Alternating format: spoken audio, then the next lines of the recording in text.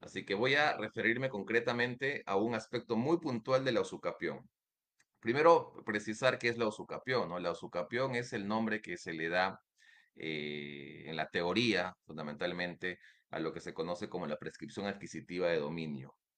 La prescripción adquisitiva de dominio es una herramienta que otorga el derecho para que luego de que una persona cumpla con determinados requisitos, pueda, poseyendo un bien, pueda hacerse propietario del mismo.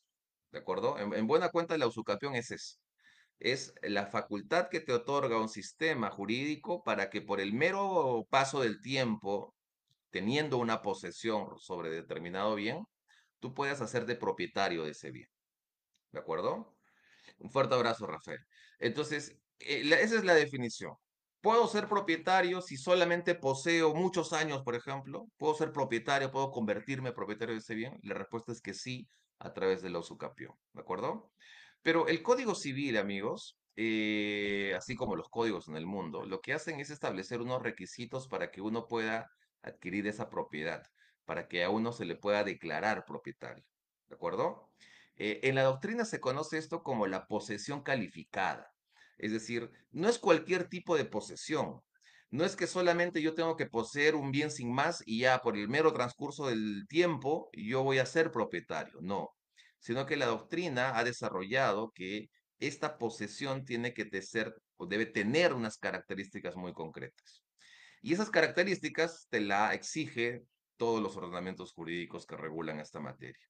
En el caso peruano, tú tienes tres características que debe tener esa posesión. Es decir, la posesión debe ser continua, debe ser pacífica y debe ser pública. ¿De acuerdo? Pero además, el Código Civil establece que esa posesión que cumpla con estos requisitos debe realizarse bajo un manto, es decir, debe dar una apariencia. Y ese requisito que exige la norma es que esa apariencia debe ser la apariencia de un propietario. Es decir, yo tengo que comportarme como un propietario al poseer ese bien. Porque si yo tengo la posesión calificada, es decir, pacífica, pública, ¿no? Sin interrupciones, por el lapso que exige la ley, pero no me comporto como propietario, el sistema no puede atribuirme esa titularidad. Entonces, la posesión continua, pacífica y pública, que es una posesión calificada, debe, digamos, abrigarse bajo un manto que es el manto del comportamiento como propietario de ese bien, que posteriormente uno va a reclamar como suyo. ¿De acuerdo? Ese es el punto de partida cuando uno habla de estos requisitos, ¿sí? Ahora, es importante también, amigos, mencionar que a lo largo de los años, desde que el Código Civil entró en vigencia en el año 84, recuerden que este año el Código Civil cumple 40 años, ¿no? 4 décadas, nada más ni nada menos de 4 décadas. Mucho se ha dicho en 4 décadas sobre el Código Civil, se quiere modificar el Código Civil, se han nombrado comisiones, se han conformado comisiones por grandes maestros del derecho que quieren modificar el Código Civil. Ninguna ha funcionado, han, digamos, producido trabajos muy interesantes para el análisis, pero ninguna comisión ha logrado su objetivo, que es modificar el Código Civil, ¿no? Entonces, dense cuenta ustedes también, y esta es una llamada de atención para que uno pueda pensar un poco en esto, cómo es que un cuerpo normativo ha podido sobrevivir 40 años. Repito, muchos lo quieren modificar íntegramente. No sé si se vaya a lograr, por lo menos en el corto plazo, porque, digamos, la modificación pasa también por un tema de política, ¿no? Se necesita una voluntad política para modificar el Código Civil. Pero bueno, esa es otra discusión. Seguramente haremos otra transmisión sobre si es que yo estoy de acuerdo o no estoy de acuerdo con la modificación del Código Civil. Les voy adelantando que no estoy de acuerdo. Así que yo creo que hay cosas muy puntuales que se tienen que modificar, pero ya está. O sea, si quieres modificar algo, pues escribe un libro y ya está todo bien, tus doctrinas las planteas ahí. Pero que alguien me diga que es urgente modificar el Código Civil, creo que no. Si ustedes salen a la calle y le preguntan a alguien de la calle si quiere modificar el Código Civil, probablemente a poquísimas personas le importe esto. ¿De acuerdo? Entonces, el barómetro para medir esta necesidad está en la calle, está en los procesos judiciales, está en la casuística, no está en un escritorio. Por lo menos eso es lo que yo humildemente creo, ¿no? Digamos, las normas se deben modificar a razón de una exigencia social, de lo que esté ocurriendo en la sociedad, en la realidad, y que no tenga una solución normativa. Entonces ahí tiene que entrar el legislador a realizar una modificación. Pero modificar algo porque simplemente me parece que no es bonito y no me gusta y lo que yo puedo traer es más bonito, más atractivo, digamos que no tendría mucha utilidad, ¿no? Y yo soy pragmático en ese sentido. Entonces, el pragmatismo que yo tengo lo puedo enlazar sin ningún problema a la figura de la prescripción adquisitiva.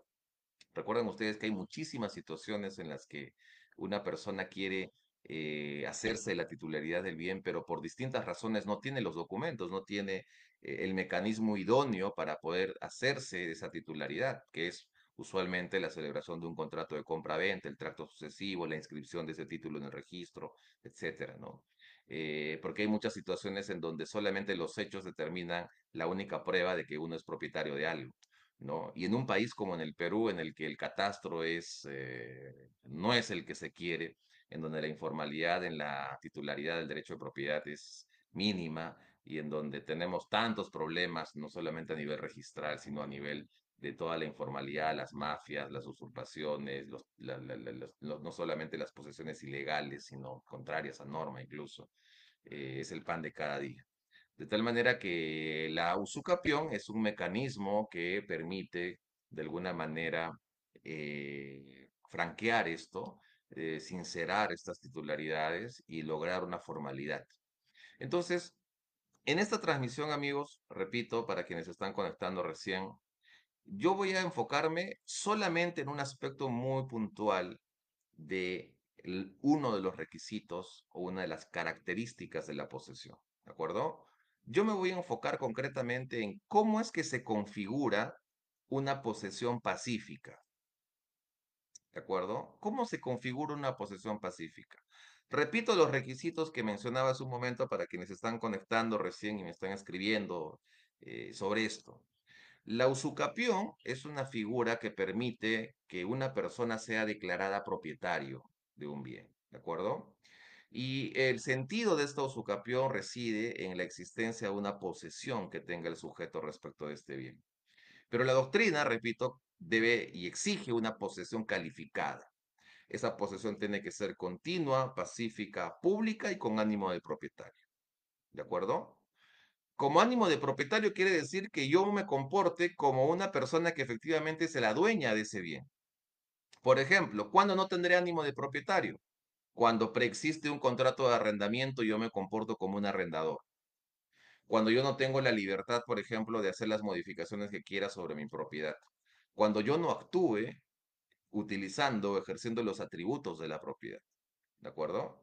Me preguntan, ¿por qué no le digo prescripción adquisitiva? En realidad es lo mismo, ¿no? En la doctrina lo encuentras como usucapión y en el código lo llamas como prescripción adquisitiva, pero viene a ser lo mismo, ¿no?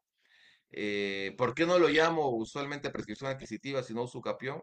Porque a veces cuando las personas hablan de prescripción se confunden, porque recuerden que hay dos tipos de prescripción, la prescripción extintiva y la prescripción adquisitiva, ¿no? Ambos regulados en el Código Civil también.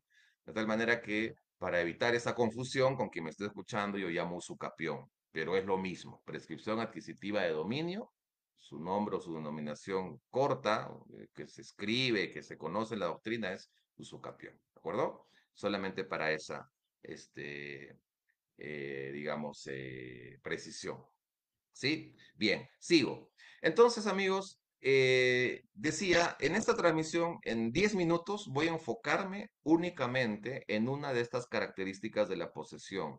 Me refiero a esta característica de la posesión pacífica. ¿De acuerdo? Entonces, voy a situar este comentario breve en dos momentos. El primer momento va a ser aquel en el que se toma la posesión, en el que el sujeto que posteriormente quiere invocar la figura de la usucapión, toma la posesión del bien, es decir, entra en el bien, me referiría a los bienes inmuebles fundamentalmente. Y el otro escenario va a ser aquel en el que ya tomaste posesión del bien, porque ese requisito de pacificidad se analiza en ambos escenarios. Porque, por ejemplo, voy al escenario uno, la toma de posesión del bien. Una cosa es que yo sea un usurpador y tome por la fuerza un bien, invada un bien, me meta en un bien, ¿de acuerdo? Que es algo que ha estado pasando. Recuerden ustedes las noticias de las últimas semanas, en donde la prensa ha soltado noticias vinculadas a que personas extranjeras estaban metiéndose a propiedades que estaban abandonadas, estaban tomando posesión de esos bienes. como estaban abandonados, nadie decía nada. Los propietarios no conocían que sus inmuebles habían sido invadidos por estas personas. Entonces, una cosa, amigos, es que se tome la posesión por la fuerza, hablemos de una invasión, y otra cosa es que se tome la posesión de manera pacífica, sin que exista ese uso de la fuerza física para tomar la posesión del bien. Son dos escenarios muy diferentes, ¿de acuerdo? Pero me refiero específicamente a la toma de la posesión del bien, a la manera en la que se toma la posesión del bien. Entonces, la primera pregunta que surge aquí es si es que, por ejemplo, si tomo la posesión por la fuerza, con un escándalo, con un lío, con bronca, ¿no? Con pelea, pregunta, la jurisprudencia se pregunta, ¿el hecho de entrar al bien por la fuerza quiebra automáticamente la posibilidad de que más adelante yo pueda solicitar la usucapión? Porque si el requisito de la usucapión es la posesión pacífica, y en el caso concreto yo he entrado por la fuerza, algunos dicen, oye, acá hay dos escenarios. Si la prescripción adquisitiva de dominio exige, entre otras cosas, posesión pacífica, y yo cuando he tomado la posesión del bien, no lo hice de manera pacífica, no entré pacíficamente en el bien, sino fui a la bestia, ¿no? A la pelea, digamos, con conflicto, incluso un uso de la fuerza desmedida. Entonces, eso automáticamente a mí me limita en la posibilidad de pedir una usucapión, ¿no? Entonces, fíjense ustedes, ¿ah? Fíjense ustedes. Acá hay una casación muy importante que he encontrado que se las voy a dar. Tomen nota de esta casación. Es la casación 3246-2015 Lima. Esa es una super casación, ¿ah? Tomen nota, repito. Casación 3246-2015 Lima, que analiza esta pregunta, que no es una pregunta menor, es una pregunta súper, súper interesante, porque claro, uno dice, oye, para ganar la propiedad por usucapión necesito posesión pacífica. Oye, pero yo he entrado rompiendo la puerta, me he metido con toda mi gente y he invadido el terreno. Eso rompe esa pacificidad de la posesión, y si rompe la pacificidad de la posesión, entonces no puedo usucapir, no puedo ganar la titularidad. Esa es la pregunta que se plantea esta casación. Repito, para quienes me están preguntando el número de la casación, nuevamente lo repito. Casación 3246-2015 Lima. Entonces, yo he sacado un extracto de esta casación que permítanme leerlo, es cortito nada más, porque es importante tenerlo claro, ¿no? Dice, se afirma que la posesión pacífica debe ser entendida como aquella que se ejerce sin perturbación ni cuestionamiento alguno, es decir, en total armonía y con la tácita aprobación y aceptación de los demás integrantes de la sociedad. Es decir, nadie tiene que cuestionar la posesión que yo tengo sobre el bien. Es decir, todos mis vecinos, toda la gente, los que conforman la sociedad en general, no deben meterse y no deben cuestionar la posesión que yo tengo del bien, porque la ejerzo en total armonía con ellos, ¿no? Dicho de otro modo, la posesión pacífica es aquella que se obtiene sin violencia alguna, es decir, que no es adquirida por vías de hecho, acompañada de violencia material o moral, o por amenazas de fuerza, y continúa de esa manera mientras no sea perturbada en los hechos y en el derecho. En consecuencia, la posesión deja de ser pacífica, dice esta casación, la posesión deja de ser pacífica cuando judicialmente se requiere la desocupación, ¿no? Fíjense, fíjense lo drástica que es esta casación, ¿ah? Porque te dice prácticamente, oye, ni siquiera puedes recibir una bofetada con un guante vacío, porque si recibes esa bofetada con el guante vacío, ya tu posesión no es pacífica. Y si no es pacífica, no puedes ganar la usucapión. Esta casación, amigos, que tiene esta y adopta esta línea teórica de entendimiento de la posesión pacífica, ha sido ampliamente rebatida por la Corte Suprema en casaciones posteriores. ¿De acuerdo? Entonces, ojo, acá hay una deuda pendiente de la Corte Suprema, porque la Corte Suprema, si bien es cierto, tenemos un pleno casatorio que analiza la usucapión. Lo cierto es que ese pleno casatorio no necesariamente recoge todos los supuestos que en la realidad se pueden producir. Es más, hay muchos conceptos y muchas definiciones que en ese pleno se han debido de dar como pautas para entender estos requisitos de esta posesión calificada. Entonces, mucho ojo con esta casación, ¿ah? Esta casación toma un claro sendero de que dice, oye, la posesión pacífica es aquella, primero, para entrar en el bien, no has tenido que entrar a la fuerza. Tiene que ser en armonía. Y segundo, toda esa posesión que tú tienes en el lapso, en el tiempo que te exige la norma para ganar la usucapión, no debe tener ningún tipo de perturbación. Y es más, para esta casación, reclamar el bien en el Poder Judicial es una perturbación de la posesión. O sea, el estándar que esta casación tiene para entender lo que es pacificidad es súper alto, extremadamente alto. Porque para esta casación, en este caso concreto, no se debe perturbar de ninguna forma en las vías de hecho, ni tampoco en las vías del derecho esa pacificidad. Y en las vías de derecho, ¿qué es? Procesos judiciales. En las vías de derecho, ¿qué es? Solicitud de devolución del bien, desocupación del bien, cartas notariales, etcétera. Entonces, esta casación, amigos, servirá para las personas que litiguen y tengan un caso en donde probablemente sean la parte demandada, es decir, sean los propietarios registrales que no tienen la posesión del bien y que se vean inmersos en un proceso judicial en donde el poseedor esté solicitando que se le declare propietario. Ojo con eso. Entonces, esta casación los demandados la pueden utilizar siempre.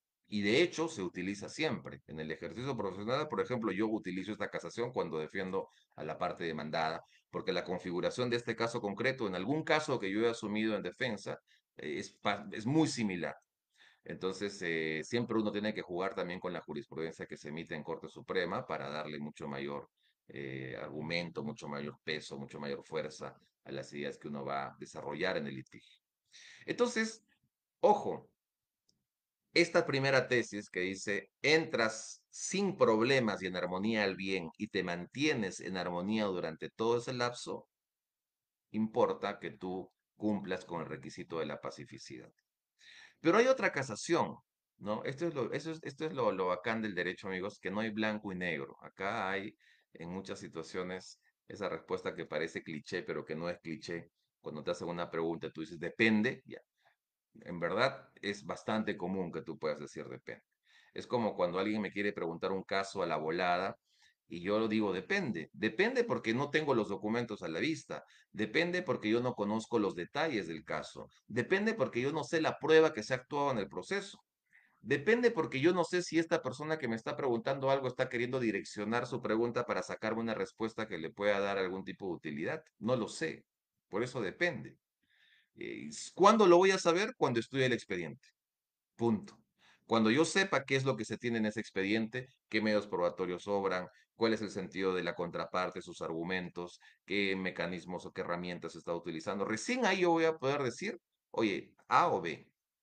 Pero hasta antes de eso, yo voy a decir depende siempre, porque no conozco el contenido del expediente. La misma lógica yo aplico a todos los casos en donde, por ejemplo, por coyuntura se juzga a una persona sin escuchar su descargo, ¿no? Yo no puedo ser juez y decir de frente por lo que solamente un sector de la prensa me muestra, este es culpable. Yo no puedo afirmar que es culpable porque yo no conozco qué dirá la carpeta fiscal, qué premios probatorios hayan actuado. Entonces, lo que ocurre que en el Perú, pues amigos, es fácil juzgar, ¿no? Todos somos jueces, queremos ser jueces, ¿no? Jueces de Twitter, aunque ya no existe Twitter, existe ex, jueces de redes sociales, ¿no? Como las palomillas de ventana, ¿no? Estamos viendo y juzgamos sin saber, que es algo que nosotros deberíamos, digamos, dejar de lado, ¿no? Porque no hay ninguna utilidad en eso. Pero bueno, cada uno es libre de hacer lo que quiera. Entonces, esta casación 3246-2015 Lima tiene esta posición. Pero hay otra casación, y anoten, tomen nota de esta segunda casación, que es con la que voy a terminar esta transmisión, es la casación 1064-2015 Lima. Repito, casación 1064-2015 Lima, que tiene una tesis contraria. Y esta tesis les va a sorprender porque fíjense lo que dice, ¿ah? Voy a leer tres líneas, ¿no? La pregunta que se hace esta casación y que resuelve esta casación es si el envío de cartas notariales quiebran la pacificidad de la posesión. Es decir, me envían una cartita notarial a mi poseedor que quiero ganar la usucapión y la pregunta que esta casación resuelve es, el hecho que me envíe una carta notarial ya quiebra la pacificidad, porque si quiebra la pacificidad ya no puedo ganar la usucapión, ya no puedo declararme titular del bien por el paso del tiempo y esa posesión calificada. Entonces, fíjense lo que dice esto, ¿ah? Es súper interesante, porque esta casación, para quienes me estaban preguntando en red, en TikTok, ¿cuál es el número de casación? Repito el número de casación. Casación 1064-2015-Lima, ¿de acuerdo? Esta casación dice algo que es lapidante, fíjense. En estricto, nada hay más pacífico que la remisión de una carta notarial o el inicio de un proceso judicial. Por lo tanto, la remisión de documentos solicitando la desocupación del bien no constituye acto de violencia física o moral que suponga que el inmueble se retiene por la fuerza. Fíjense lo que dice, y esto es la propia Corte Suprema, la propia Corte Suprema dice esto, ¿no? Por eso hay un problema, pues, de falta de predictibilidad, amigos, en el Poder Judicial en general. Porque miren, si la casación 3246-2015 Lima dice que la posesión pacífica es aquella que no merece ningún tipo de perturbación de ninguna forma, la casación 1064-2015 Lima, emitida por la Corte Suprema, naturalmente, dice nada más pacífico que te envíen cartas notariales o que se inicien procesos judiciales. Entonces tienes la tesis y tienes la antítesis en dos casaciones que evidentemente están a gusto del cliente, como diría un viejo profesor muy querido que yo tenía, ¿no? O un gran escritor que decía, estos son mis principios, pero si no te gustan estos principios, también tengo estos otros principios. Entonces está a gusto del cliente. Entonces, amigos, estas dos casaciones sin ninguna duda representan dos posiciones que en la doctrina se han desarrollado y se han debatido muchísimo desde siempre, pero que la Corte Suprema ahora las ha aceptado, que la Corte Suprema ahora las ha adoptado y las ha vuelto sentencia, adoptando ambas posiciones.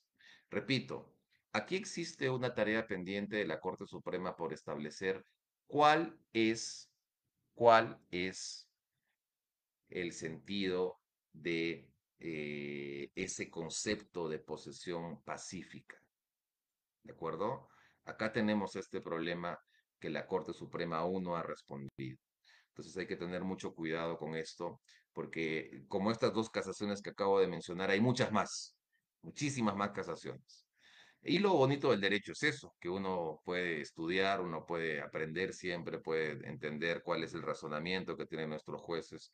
Finalmente nuestros jueces tienen la última palabra, amigos, y se acabó. O sea, yo no me voy a cansar de decir eso. Y claro, si uno quiere escribir y está todo bien, tiene una producción académica, está genial que así sea, pero en el mundo del litigio, la Corte Suprema es la que manda. Así que siempre me parece importante estar al seguimiento de lo que la jurisprudencia establezca a nivel de casos como estos, por ejemplo. Además, recuerden que el Poder Judicial tiene un buscador de jurisprudencia.